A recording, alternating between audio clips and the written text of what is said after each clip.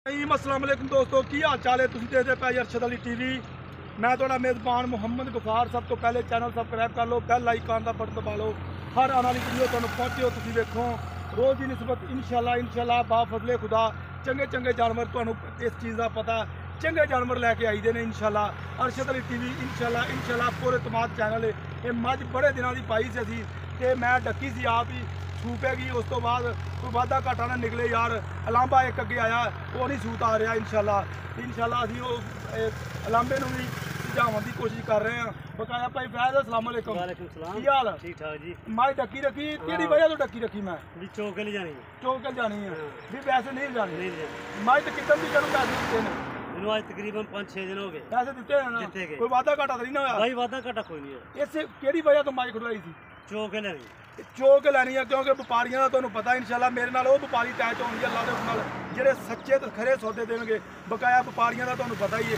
कहो जी camera man मज चौक है, 2 टाइम चौक है, फिर इन्हें मैंने पैसे दिते। हाँ कोई मसला नहीं, कोई वादा नहीं, कोटा 2 टाइम हाँ इंशाल्लाह। ए वेख लो थप्पियां दे हवाने पंडां दे हवाने सुबह लाई फिरदी ये इंशाल्लाह मुल्तान जा रही है हराज साहब कोले। बकाया सारियां गल्लां सारे मामलात तुहाडे सामने इंशाल्लाह। अरशद अली टीवी तुहाडे वास्ते लभ के इंशाल्लाह चंगे चंगे जानवर कोशिश करी दी है। कोई वाधा घाटा कोई कमी कताई ना होवे। बकाया सौदे नसीबां दे ने। बकाया मामलात सारे गल्लां बातां तुहाडे सामने इंशाल्लाह।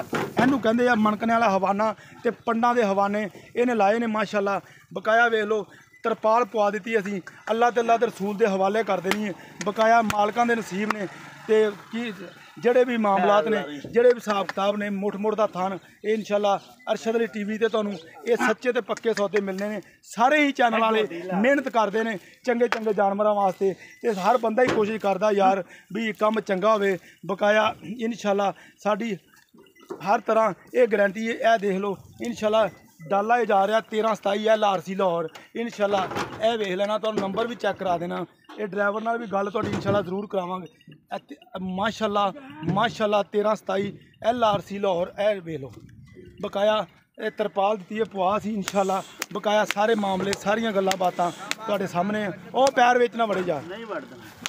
हाँ धक्का ला दे। हाँ धक्का मार धक्का ए हुई धक्केगा ये सारियां इंशाल्लाह हर गलबात तुहाडे सामने अल्लाह दे हुक्म नाल इंशाल्लाह। चल ए चढ़ गई जे ए वेख लो माशाल्लाह ये सही सलामत ये गई है चढ़। ये माशाल्लाह दे कमेंट जरूर कर रहे हैं। सारियां मेहनतां सारियां कोशिशां इंशाल्लाह। अरशद अली टीवी ते राबता नंबर हुंदा 0302 38 44 697।